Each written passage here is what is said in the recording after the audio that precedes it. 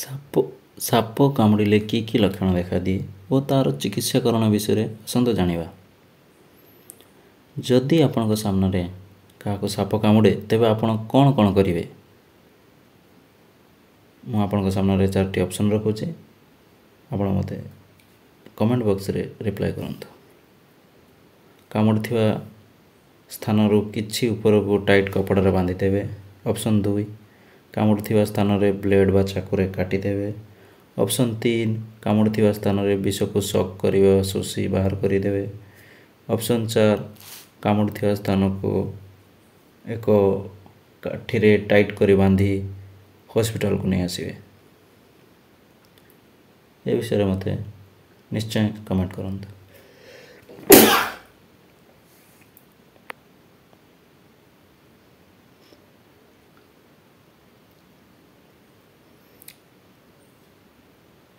ଏ ଭିଡ଼ିଓରେ ଆମେ ଆଲୋଚନା କରିବୁ ସାପ କାମୁଡ଼ାର ପ୍ରକାର, ବିଷ କ'ଣ, ଏଥିରେ ରୋଗୀ ମୃତ୍ୟୁ କାହିଁକି କରିଥାଏ, ଏହାର ଚିକିତ୍ସା କ'ଣ ହୋଇଥାଏ, ଆଣ୍ଟି ସ୍ନେକ୍ ଭେନମ୍ କ'ଣ, ଯଦି ଆପଣଙ୍କ ସାମ୍ନାରେ କାହାକୁ କାମୁଡ଼େ ତେବେ ଆପଣ କ'ଣ ଷ୍ଟେପ୍ ନେବେ ସେ ବିଷୟରେ।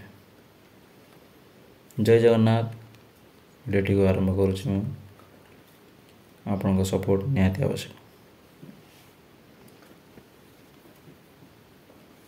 ସାପକୁ ଯଦି ଆଘାତ ଲାଗେ ତେବେ ସେ ଆମକୁ କାମୁଡ଼ିଥାଏ କିମ୍ବା ଆମେ ଯଦି ତା ସହିତ ଛେଡ଼ଖାନି କରୁ ଜାଣି ତେବେ ସେ ଆମକୁ ଚୋଟ ମାରିଥାଏ।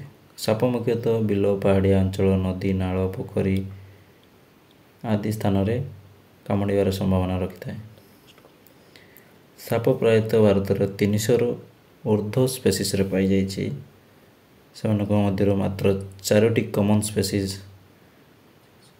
ଯାହା ପାଇଁ ମୁଖ୍ୟତଃ ଇଣ୍ଡିଆରେ ବେଶୀ ଡେଥ୍ର ହାର ହୋଇଥାଏ। ସେଗୁଡ଼ିକ ମଧ୍ୟରୁ ପ୍ରଥମ କୋବ୍ରା, ଦ୍ୱିତୀୟ ରସଲ୍ ଭାଇପର୍, ତୃତୀୟ ସସ୍କିଲ୍ଡ ଭାଇପର୍, ଚତୁର୍ଥ କ୍ରାକ୍। ଏମିତି ତ ସାପ ସହ ଲାଗିଲେ ବା ଜାଣତରେ ହେଉ ଅଜାଣତରେ ହେଉ ସେ ଆମକୁ କାମୁଡ଼ିଥାଏ, କିନ୍ତୁ କ୍ରାକ୍ ଏକ ଏମିତି ପ୍ରଜାତି ଯାହାକି ଶୋଇଥିବା ଲୋକକୁ କାଟି ପଳାଇଥାଏ। ଯେଉଁମାନେ ଭୂମି ଉପରେ ଶୋଇଥାନ୍ତି ତାକୁ କ୍ରାକ୍ କାଟିବାର ଚାନ୍ସ ଅଧିକ ଥାଏ। କ୍ରାକ୍ ସାପ କାମୁଡ଼ିବା ଫଳରେ ଲୋକାଲ୍ ଏରିଆରେ କୌଣସି ମାର୍କ ରଖିନଥାଏ, ବ୍ଲିଡ଼ିଂ ହୋଇନଥାଏ, ପେନ୍ ବି ହୋଇନଥାଏ। ସାପ କାମୁଡ଼ାରେ କ'ଣ ହୁଏ, ରୋଗୀ କାହିଁକି ମୃତ୍ୟୁ ହୁଏ, ଆସନ୍ତୁ ଜାଣିବା। ସାପର ବିଷ ବା ଭେନମ୍ ବହୁତ କ୍ଷତିକାରକ ଏନ୍ଜାଇମ୍ ଥାଏ ସାପର ବିଷରେ। ଏହି ଏନ୍ଜାଇମ୍ ରୋଗୀର ଶରୀରକୁ ପ୍ରବେଶ କଲେ ସେଲ୍କୁ ଡେଥ୍ କରିଥାଏ ଏବଂ ସେହି ସେଲ୍ ବ୍ଲଡ଼ ସାର୍କୁଲେସନ୍ ମାଧ୍ୟମରେ ବିଭିନ୍ନ ଅଙ୍ଗକୁ ଫ୍ଲୋ ହୋଇ ଅର୍ଗାନକୁ ମଧ୍ୟ ଅକାମୀ କରିଦିଏ। ସାପ କାମୁଡ଼ିଲେ ଯେଉଁ ସାଇନ୍ ଦେଖାଯାଏ, କାମୁଡ଼ିଥିବା ସ୍ଥାନରେ ଆମକୁ 2ଟି ଦାନ୍ତ ବସିଥିବାର ଦେଖାଯାଏ, ଏଫେକ୍ଟ କରିଥାଏ ସେ ସ୍ଥାନ ଗୁଡ଼ିକୁ, ତାହା ଆମେ ସମସ୍ତ ଆଖିକୁ ଦେଖାଯାଏ। ଯେତେବେଳେ ତା ବିଷ ଶରୀର ଭିତରକୁ ପଶେ କି ପରିବର୍ତ୍ତନ ହୁଏ ତା ପେସେଣ୍ଟର ଆକ୍ଟରୁ ବା କମ୍ପ୍ଲେନ୍ରୁ ହିଁ ଜାଣିପାରେ। କାମୁଡ଼ିଥିବା ସ୍ଥାନରେ କ'ଣ ଦେଖାଯାଏ କି ସାପ ଦାନ୍ତ ପଶିବାର ଦେଖାଯାଏ, ତାହା ଫୁଲିଯାଏ, ବ୍ଲିଡ଼ିଂ ହୋଇଥାଏ, ପେନ୍ ହୁଏ। କିଛି ସାପ ଏମିତି ଅଛନ୍ତି, ମୁଁ ଆଗରୁ ଯାହା କହିଛି, କ୍ରାକ୍ ସେ ପ୍ରଜାତିର ସାପ ଲୋକାଲ୍ ଏରିଆରେ କୌଣସି ବି ଚିହ୍ନ ଛାଡ଼ି ନଥାଏ। ଆଉ କୋବ୍ରା କାଟିବାର ଲୋକାଲ୍ ସାଇନ୍ ଏତେ ଜଲ୍ଦି ଦେଖାଦିଏ କି ରୋଗୀର ହାତ ଗୋଡ଼ ସବୁ ସୋଜି ହୋଇଯାଇଥାଏ, ବ୍ଲଡ଼ ସାର୍କୁଲେସନ୍ ବନ୍ଦ କରିଦିଏ, ପାରାଲିସିସ୍ କରିଦିଏ। ସାଇନ୍ ଏବଂ ସିମ୍ପଟମ୍ସ ଯାହା ଯାହା ଦେଖାଏ, ଆସନ୍ତୁ ସେ ବିଷୟରେ ଜାଣିବା। ଏବେ ରୋଗୀର ଶରୀରରେ କ'ଣ ହେବ କି ଭେନମ୍ ଶରୀର ଭିତରକୁ ଯେମିତି ପ୍ରବେଶ କରେ, ରୋଗୀ କମ୍ପ୍ଲେନ୍ କରିଥାଏ ଆମକୁ, ତା'ର ମୁଣ୍ଡ ବୁଲେଇବ, ବାନ୍ତି ଲାଗିବ, ଆଖିକୁ ଧୂଆଁଳିଆ ଦେଖାଦିଏ, ଥକା ଲାଗେ, ହାତ ଗୋଡ଼ ଝିମ୍ଝିମ୍ ଲାଗେ, ଜ୍ୱର ହୁଏ। ଏସବୁ ଜେନେରାଲ୍ ସିମ୍ପଟମ୍ସ ଆଦି ଆପଣ ନୋଟ୍ କରିଥିବେ। ଯଦି ଆପଣ ଠିକ୍ସେ ନୋଟ୍ କରିବେ ଲକ୍ଷଣ ଗୁଡ଼ିକ, ସ୍ନେକ୍ ବାଇଟ୍ର ମୁଖ୍ୟତଃ 2 ଟାଇପ୍ର ହୋଇଥାଏ। ଗୋଟିଏ ମେଡ଼ିକାଲ ହିସାବରେ ନ୍ୟୁରୋଟକ୍ସିକ୍ସ, ଯାହା ଆମ ବ୍ରେନ୍ରେ ଭେନମ୍ ଏଫେକ୍ଟ କରେ, କାର୍ଡ଼ିଓଟକ୍ସିକ୍ସ ଯାହା ଆମ हार्टर भेनम इफेक्ट करें। न्यूरोटॉक्सिक्स रे क्रा कोब्रा आसतु जानिबा न्यूरोटॉक्सिक साप केमती ब्रेन को इफेक्ट करे। ए साप गुड़िक भेनम एमिति ब्लड को जाए आम शरीर विभिन्न पार्ट पैरालाइसिस कर दिए, आखि को धुआनिया देखा दिए, रोगी खाइबार असुविधा हुए, कहिबार कष्ट हुए, धीरे धीरे रोगी श्वास नेबार मध्य कष्ट हुए और परे मृत्यु हुए। अन्य जो कार्डियोटॉक्सिक स्नेक वाइपर स्नेक कामुड़े इफेक्ट हुए तार लक्षण होची ब्लड प्रेशर कम हुए, मुंड बुलाए, किडनी फेल हुए, ब्लीडिंग होता है और फल रोग मृत्यु करे। आसतु जानिबा ट्रीटमेंट। साप कामुड़ा पर डाक्तर मैंने जो ट्रीटमेंट दे था होची एंटी स्नेक भेनम इंजेक्शन दे था। यही इंजेक्शन सबुठारु बेसी इम्पोर्टेंट होची इंजेक्शन कले रोगी शरीर में भेनम को न्यूट्रलाइज करे और टॉक्सिक रो प्रभाव को जल्दी कम कर रोगी को पूर्व अवस्था को फेरी आसे। प्रथमे साप को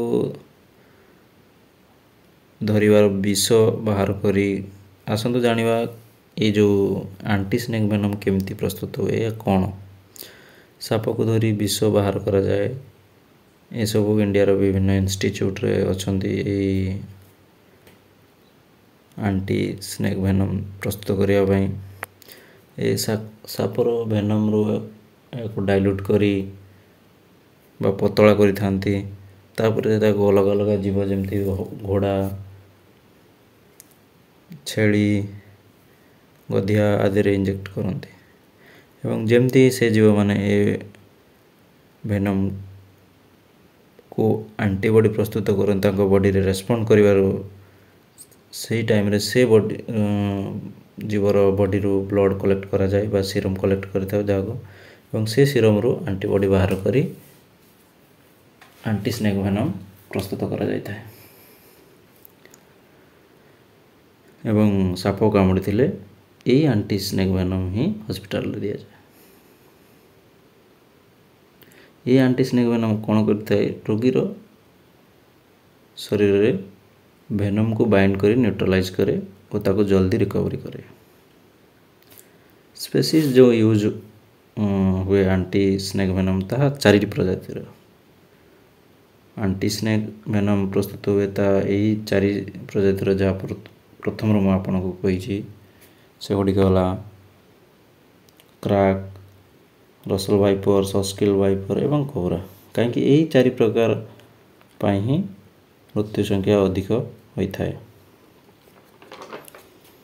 जदि रोगी को ऑलरेडी विष चरी जाइए एवं तापर से हॉस्पिटल को आसे तार ट्रीटमेंट के हुए तार सिम्पटम्स की केमती सब आसी थाए आसतु से विषय जानिबा। हॉस्पिटल रे तार एभली रोगी आसिले तार जो लक्षण देखा जाए से अनुसार ट्रीटमेंट करा जाता है। रोगी को यदि श्वासक्रियार कष्ट हुए तो वेंटिलेटर दिया जाए, जदि रोगी ब्लीडिंग हुए ताको ब्लीडिंग को स्टॉप करा जाए इत्यादि इत्यादि। ब्लड प्रेशर कम हेले ताको ब्लड प्रेशर बढ़िया मेडिसिन दिया जाए। बॉडी रो पार्ट कौन सी शॉक पैरालाइज हेले ताको ऑर्गेनाइज सपोर्ट दिया जाए। ये सब से पर्यंत दिया जाए जे पर्यंत टॉक्सिन रो इफेक्ट चली जाना था। ये जो सब न्यूरोटॉक्सिक स्नेक बाइट रो जनरली पेशेंट सर्वाइव करी जाई थाए। जमती वेंटिलेटर सपोर्ट दिया जाए और रोगी शरीर भेनम इफेक्ट कम है। डाक्तर मैंने यही वेंटिलेटर को बाहर करी रोगी को बचाई था। अधिकतर मृत्यु कार्डियोटॉक्सिक स्नेक बाइट रो ही होता है।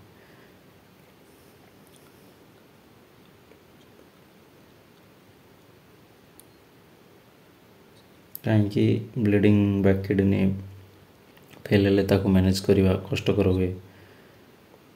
आमे कौन करवा उचित और कौन न करवा उचित जदि क्या आम सम्मुखें साप कामुड़े। सबुठार प्रथमे आमे कौन करवा जदि सामने क्या आम स्नेक बाइट करे 70% रु अधिक विष ନଥିବା ସାପ ହିଁ କାମୁଡ଼ିଥାଏ ଓ 30% ବିଷ ଥିବା ସାପ କାମୁଡ଼ିଥାଏ ଏବଂ ଏଥିରୁ 50% ବିଷ ଥିବା ସାପ ଗୁଡ଼ିକୁ ହିଁ ଇଞ୍ଜେକ୍ଟ କରିଥାନ୍ତି। ତା ସେଥିରୁ ହିଁ 15% ରୋଗୀ ଶରୀର ଭିତରକୁ ରୋଗ ଯେଉଁ ଭେନମ୍ ପ୍ରବେଶ କରିଥାଏ।